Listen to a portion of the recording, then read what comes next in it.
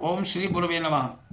पूर्व प्रसंग में विशुद्ध अंतःकरण वाले साधक की सामर्थ्य का वर्णन करने के लिए प्रसंगवश कामनाओं की पूर्ति की बात आ गई थी। अतः निष्काम भाव की प्रशंसा और सकाम भाव की निंदा करते हुए पुनः प्रकरण आरंभ है। सवेदित परमं ब्रह्मधाम यत्र विश्वं निहितं भाति शुभ्रम उपासते पुरुषमेह कामास्ते शुक्र में तदिति वर्तन्ति धीराः। वो निष्काम भाव वाला पुरुष एतत् इस परम शुद्ध विशुद्ध प्रकाशमान ब्रह्मधाम को जान लेता है, जिससे संपूर्ण जगत स्थित हुआ प्रतीत होता है। जो भी कोई निष्काम साधक परम पुरुष की उपासना करते हैं, ते धीराः, वे बुद्धिमान पुरुष रजोवीर में एतत् इस शरीर को अतिवर्तन्ति, अतिक्रमण कर जाते हैं।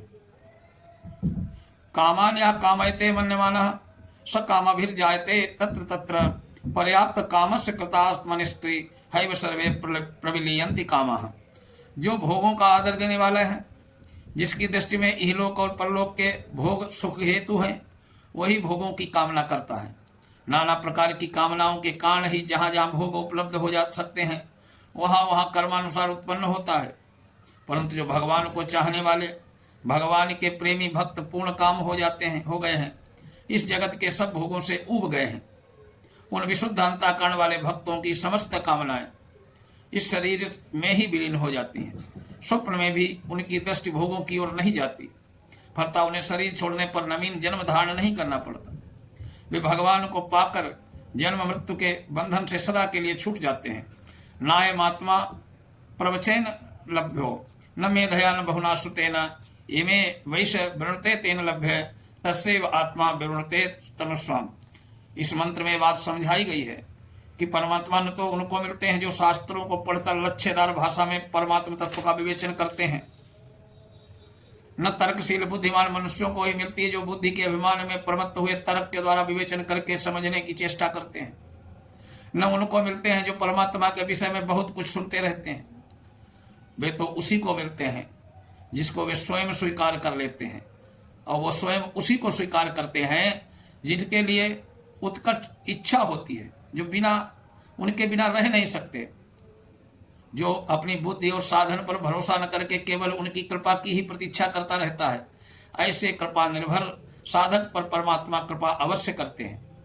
योग माया का पर्दा हटाकर उसके सामने अपना स्वरूप प्रकट कर देते हैं। नायमात्मा बलहीन न लभ्यो न च प्रमादात तपसो भाविलिंगात एतै रूपैरे तत्ते यस्तु विद्वान तस्यैव आत्मा विस्ते ब्रह्मधाम।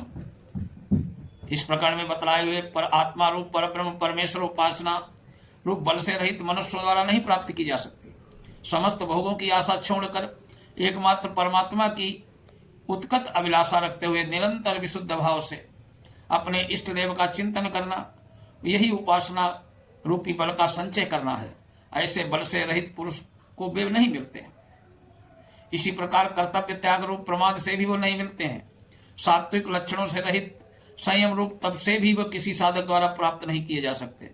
किंतु जो बुद्धिमान साधक उन पूर्वोक्त उपायों से यत्न करता है, अर्थात प्रमाद रहित होकर उत्कृष्ट अभिलाषा के साथ निरंतर परमेश्वर की उपासना करता है, उसका आत्मा परब्रह्म परमात्मा के स्वरूप में प्रविष्ट हो जाता है। संप्राप्य नमृषयो ज्ञान तृप्ता कृता मानो वीतरागा प्रशांता ते संवर्गम सर्वतः प्राप्त धीरा युक्तात्माना सर्वमेवा विशन्ति।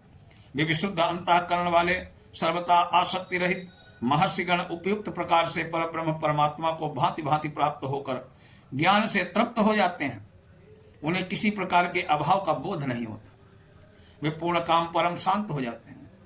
वे अपने आप को परमात्मा के में लगा देने वाले ज्ञानीजन सर्वव्यापी परमात्मा को सब ओर से प्राप्त करके सर्वरूप परमात्मा में ही पूर्णतया प्रविष्ट हो जाते हैं। वेदांत विज्ञान सुनिश्चितार्था संन्यास योगादित्या शुद्ध सत्वा ते ब्रह्मलोकेषु परांत काले परामृता परिमुच्यन्ति सर्वे। ये बिल्कुल सच्ची बात है कि जो कोई उस परब्रह्म परमात्मा को जान लेता है, वो ब्रह्म ही हो जाता है। उसके कुल में अर्थात उसकी संतानों में कोई मनुष्य ब्रह्म को न जानने वाला नहीं होता। वो सब प्रकार से शोक और चिंताओं से सर्वथा पार हो जाता। संपूर्ण पाप समुदाय से सर्वदा तर हो जाता है। हृदय में स्थित सब प्रकार के संशय, विपर्य, देहाभिमान, विषयाशक्ति आदि ग्रंथियों से सर्वथा छूटकर अमर हो जाता है, जन्म मृत्यु से रहित हो जाता है। क्रियावंता श्रोत्रिया ब्रह्मनिष्ठा स्वयं जुहवत एकर्षि श्रद्धयन्तः तेषामेवैतां ब्रह्म विद्यां वदेतत् शिरोव्रतम विधिवद्देस्तु चैनम।